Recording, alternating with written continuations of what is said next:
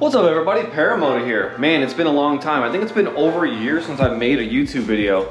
I posted a video in June of 2023, but that video was recorded in November of 22. So it is now Martin Luther King Day 2024, so it has been over a year. Wow, I never thought this channel would go dormant for so long. Not my intention at all, but I'm here to explain everything that's been going on in my life in today's video.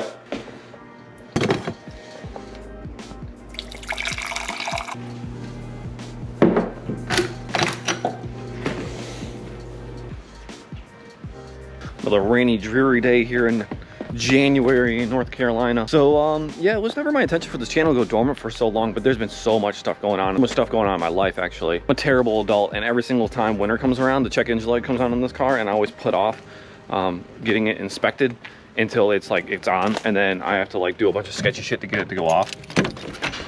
Oh man, the garage is dirty as hell.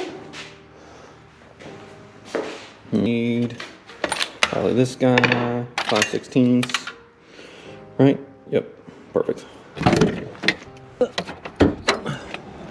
Okay, so I disconnected the battery for like a day and a half. So we're gonna see if that reset the engine, the check engine light. I can see now in the comments people complaining that I'm gonna connect these in the wrong order or something like that. Like, oh, you gotta connect this and then that. Who cares? I really don't want to have to pay to get this code read. This car is like 20 years old, and I don't really care enough about it to spend any money on it. But I always got to do something. I always got to do something in this car to get the check engine light off every single winter. And I'm never smart enough to just go ahead and like get it inspected before winter comes. I'm always just like, oh, I'll do it like freaking next week or next month or whatever. And then before you know it, check engine light's on, and my registration is like a month expired, like it is right now. All of a sudden, I gotta like, you know, do something sketchy to get this to reset. The car is 20 years old. I just don't care enough to fix it. Let's see if that worked. Usually does. Welcome to the cockpit of a 20-year-old Ford Mustang, 6-cylinder that leaks oil. No more check engine. The only bad thing is that it's MLK Day and I can't take it to get inspected today. So I just gotta drive it gingerly and hope that it doesn't turn back on. So yeah, the last video that I left you guys on, we were moving. We actually moved about a year ago, and this house is taking a lot of our time and energy and money. If anybody out there has gotten a freaking mortgage anytime in the last year or two, you'll know that the interest rates skyrocketed and everybody's payments are ridiculously expensive now.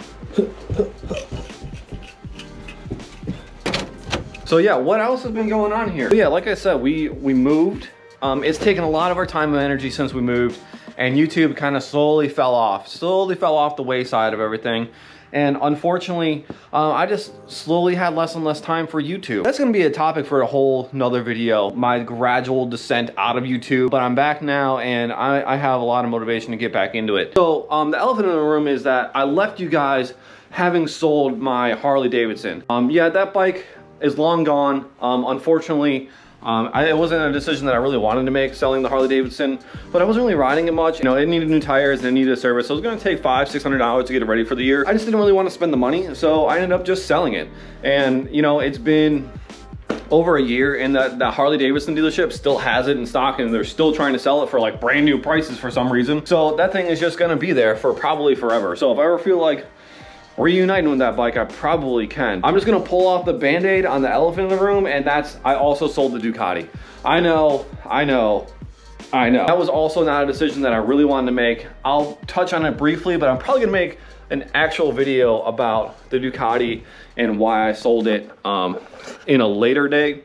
But right now, it's really just, it made sense for me to sell it. I don't know about you guys, but most things in my life are for sale for the right price.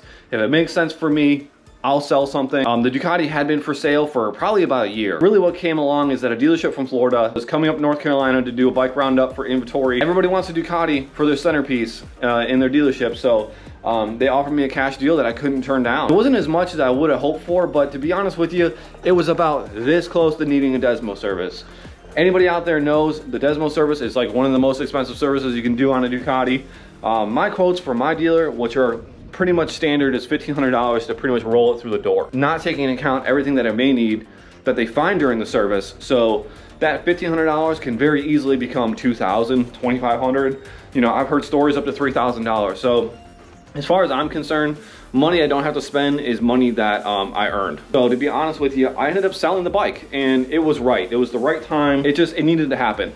It was sad, but I don't regret the decision at all. You know, that means right now I don't have a motorcycle, but I'm trying to change that. I don't know if we got some guitar geeks out here, but I actually built this entire guitar. This actually started as a Squier Affinity Telecaster, and every part on this guitar has been completely upgraded besides for the body itself. This is actually an American neck. I believe that's a DiMarzio Chopper T. Yeah, that's a DiMarzio Chopper T. Single volume knob. It's a pretty sick sounding little guitar. This dog fits perfectly on a stair. So what's the bike plan? So the bike plan is to get a motorcycle this month. With all the taxes that I paid on this house, I should get a pretty substantial tax refund, and as soon as I file that tax refund, I'm gonna end up probably going straight to the motorcycle dealership like any responsible adult would. So right now, I need to actually go run a couple errands. I'm gonna take you guys with us. Always the choice, which concealed carry gun do I want? 5-shot revolver, Glock 26. 5-shot revolver, Glock 26. Smith & Wesson, 4.42, 38 special, Tupperware gun, but 11 shots versus 5. I'm gonna take 5-shot just because I can hide it just about everywhere. See ya. What you doing? What you doing? Huh?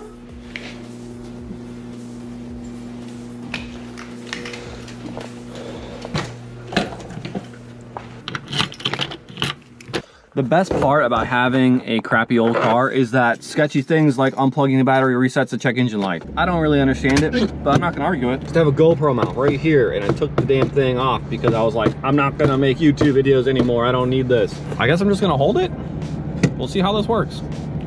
And it's a manual car, so I have to switch hands every once in a while. What else is going on in my life? What else is going on in the old Paramoto universe besides for almost running into this this maroon Toyota here? I actually proposed to my girlfriend. She is now my fiance. I don't know if I mentioned that in the channel, but she is now my fiance. No wedding exactly planned yet, but it's coming. Wedding is coming. We're probably going to do a cruise ship wedding, which I think is going to be so much more fun than a traditional wedding, as I sort of go off the road a little bit because I'm balancing you guys, but it's okay. So I don't know if you guys noticed, but 2023 I lost a lot of weight. I actually lost 50 pounds in total. It wasn't doing anything crazy or anything like that. I just went on carnivore for a few months and then started working out, and man, I tell you what, if you guys want to lose weight quick, go on carnivore. You literally cannot hold on to weight on the carnivore diet. So if you have like 30 plus pounds to lose, oh my God, go on carnivore diet. The biggest thing is that I ended up finding motivation this year, which I hadn't had in a long time. I got to like almost a rock bottom point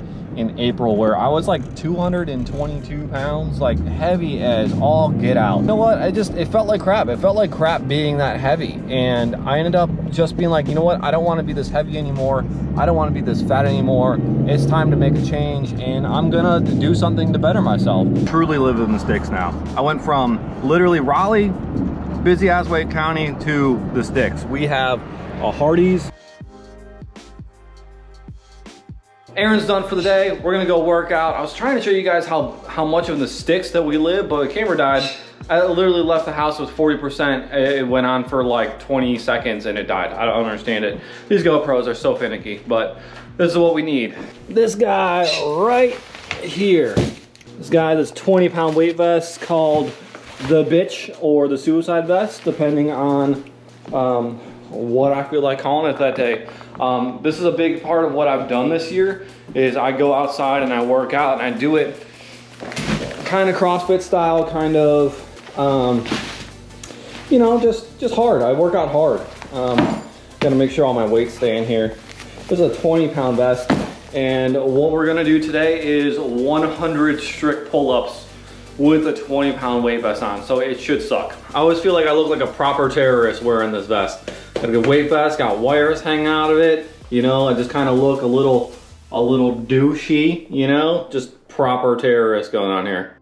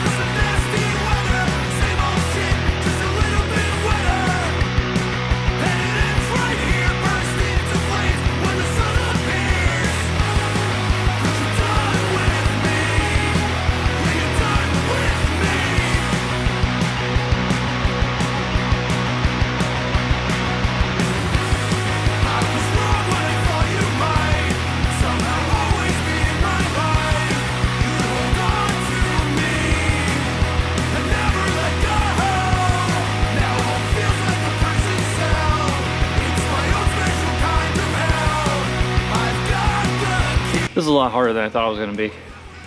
That's my 5th set, so we're 50 pull-ups in. They're not as strict as I'd like, but we're gonna keep going. No quitting.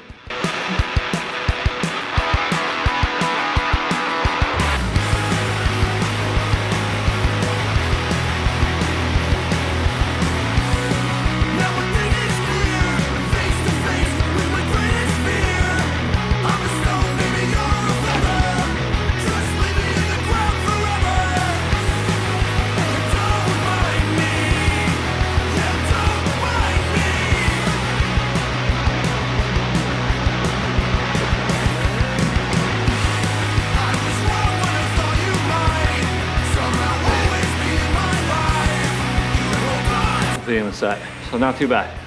3 more sets to go. To 78 pull-ups before I came off the bar.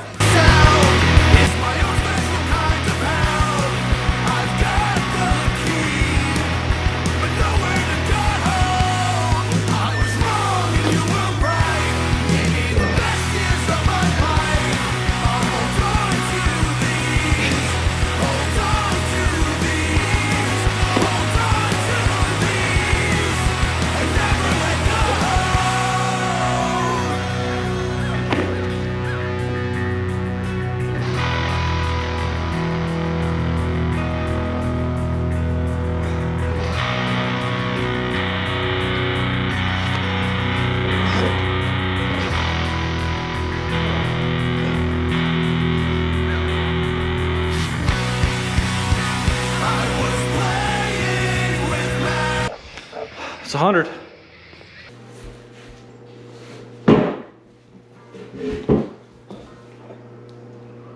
All right, y'all, so I know I'm saying this a lot in this video, and it really is true. A lot of these points and topics that I'm bringing up in this video are probably gonna be elaborated on a different day. But this channel has been and always will be a motorcycle central channel. This isn't gonna turn into a daily vlog. I don't have an interesting enough life, to be honest with you, to start doing a daily vlog. But I would like to start incorporating more of this style video where, you know, there's a motorcycle, there's riding, and then like 50% of the video is all the things that I do during the day to provide context and everything else to my life. Where are we going from here? So there is no motorcycles in the garage right now. What am I gonna do to get a motorcycle? Is there gonna be another motorcycle on this channel? I have 3 inroads on a motorcycle. So I'm really looking for an MT-07. I've always had a thing for MT-07s. I've always loved that engine, that cross-plane crank, that 270 fucking degree engine. It's such a good sounding motor. And that platform you can do just about everything with. And I would like to just go back to Japanese bikes just because they're simple. And if I have something in the garage that doesn't get ridden for a month, it's a $7,000, 2000 or whatever Yamaha MT-07, not almost $20,000 Italian superbike. Going forward this month, I would really like to get my hands on an MT-07. I have 2 dealerships that have messaged me. One's trying to get me to buy a 2023 MT-07. It's essentially the same as the 2024, but it would be about $1,000 less. So that might make financial sense. Anywhere right now, this is the time to buy a motorcycle because most people aren't thinking when it's 30 degrees outside, hey, I wanna go on B2 wheels. It's now time to buy. The warmer it gets, the less likely there are to make a deal because there's gonna be more demand. So I need to strike while the iron's kind of cold, I guess, it would be the saying at this point. There's also a dealer up in Henderson that's trying to get me to buy 2024. They have a Raven Black Edition that's coming to them. I don't know what the out-the-door price is on a 2024. I'm not sure if I want to pay that. And then I'm also kind of thinking of a dark horse candidate and getting a Honda CB1000. I'm looking for upright, and I'll explain why I'm looking for an upright motorcycle in a further video. I know I keep on delaying everything, but these are all topics that deserve an entire video or deserve a good chunk of an entire video. I'm not gonna sit here and just, you know, make a 40-minute video on all this stuff, but a CB1000 I think could be very cool. About 140 horsepower, which is a lot for an upright bike. There is a give and take on that. I know I'll probably use that 140 horsepower, and a big reason why I want to go down to an MT-07 is so that I don't get all super wild again and I don't put myself in those risky situations again. I know every motorcycle is dangerous and every motorcycle is probably the fastest thing around on the road, but man, it would be cool, but I don't know if that should be for me. There is kind of a give and take though, from what I've seen, is that most people aren't really willing to make a deal on an MT-07 because they're in demand and they're smaller and they're more affordable. They don't have as much wiggle room in the price. A CB1000, they might. Out the door on an MT-07, year-old, I might get it for $9,000. Tax, titles, everything, destination fee, might get it for $9,000. A CB1000, I believe retails for $11,000 or $12,000, but they might be more willing to make a deal. So if I had to make a decision between if I can out the door an MT-07 and I'm forced to get a 24 and it's like almost $10,000, or I can spend a couple $1,000s more and get a CB1000, I might make that decision. But I don't currently have money in hand, so I'm just kind of doing research and just gathering info right now. But the goal is, it's MLK Day, so it's January 15th. The goal is, as soon as I file my taxes, which is as soon as I get my W-2 in, to probably put a down payment on a motorcycle. There's a bunch of other things going on in my life that I need to be adult and put some money towards. But I think putting a down payment on a motorcycle is good for everybody in my life, including me. I sold the Ducati in June of 2023. So June, July, August, September, October, November, December, you know, most of January. So we're talking about 7.5 months I have not had a motorcycle. And I think what this respite has done is made it so I've realized that I think I always want to have a motorcycle. And maybe I won't always be a full-time rider. Maybe I won't be riding every single day or anything like that, but I think I should always have a motorcycle in my garage is what I think I've learned from this. There's a whole lot of reasons, again, in another video for another day, why I wanted to break from motorcycles in YouTube. That'll probably be a video to be made on a motorcycle, but for right now, I'll leave it as is. But I'm looking for a motorcycle this month, and it will most likely be an MT-07. So I know this has been primarily a Ducati channel. We've always had other bikes, always had secondary bikes on the channel, pretty much. I always had, you know, my fiance's Ninja 300, or I had, you know, a Harley, or I had the WR250. And those videos did okay. The Ducati videos always did the best because most of my subscribers want a Ducati on the channel. But honestly, for a lot of reasons, I can't do a Ducati right now. And it's cost of ownership, barrier to entry. I mean, I could go to the dealership right now and I have most of the money that I got from the bike 7 months ago. I had to put, you know, a few $1,000s down of that money to buy an engagement ring, but I could go to the dealership right now and I can sign paper and there could be a Ducati in that garage probably tonight if I really wanted to. The Ducati dealership in Raleigh is very good at getting you out the door with your bike in the same day. They really, I mean, the customer service of Ducati is far and above better than any other bike dealership I've ever had. I should probably say I didn't sell the Ducati because the Ducati was bad. I sold the Ducati because honestly the Ducati was very good and I wasn't appreciating it enough. So, but yeah, I think the MT-07 is gonna come on the channel, and I'm hoping maybe to get a clapped out 600 at some point too, just for a street rat bike, you know, just something to just go do stupid stuff on every once in a while. It won't be 1,000, so if I twist the throttle, I won't immediately be going 120 miles an hour, but I'll probably be going fast. But I think it'd be fun to have like a clapped out like R6 or something like that, maybe even track it. I think it'd be cool to have a couple of bikes that are worth 12 grand together versus one very, very nice motorcycle. But you know, at the same point, I've learned over time that I'm a one motorcycle kind of guy. I like having one primary motorcycle to really fall in love with and really enjoy. And every time I had another bike, that I always came back to the Ducati as my favorite thing. But the other bikes always made me appreciate the Ducati more too. So I don't know. But anyway, that's really the end of this video. I'll elaborate further later on. But going forward, what I really like to do with this channel, start doing this kind of 50-50 split between vlogging and riding, and then also, you know, just making things a little bit spicier. My biggest hope is probably to do one really good quality video a week from here on forward. I don't really know when that's gonna start. I'm gonna need a motorcycle to start motovlogging again. It's coming guys. This channel is gonna be undormanted pretty soon. So I thank you everybody for your patience and everything like that. And I really appreciate it. But Paramotor is gonna come back, okay? I'll see you guys in the next video. Deuces.